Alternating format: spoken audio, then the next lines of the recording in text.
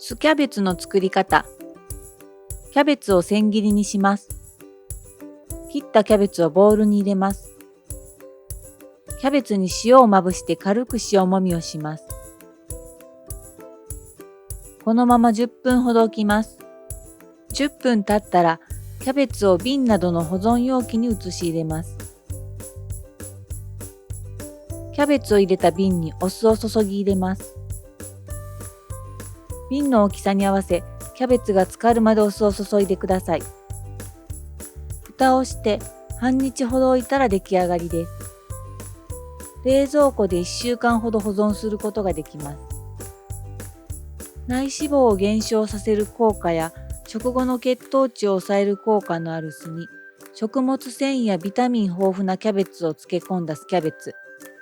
カロリーは低いのに食べ応えはあるので、ダイエットや日々の野菜不足解消にも役立つので、ぜひ取り入れてみてはいかがでしょうか。川島屋のウェブサイトでも健康に役立つ情報やレシピについて詳しく紹介しています。川島屋チャンネルではレシピや作り方動画を配信しています。ぜひチャンネル登録よろしくお願いします。この動画への評価やコメントもお待ちしています。ご視聴ありがとうございました。カレーに添えても美味しいですよ。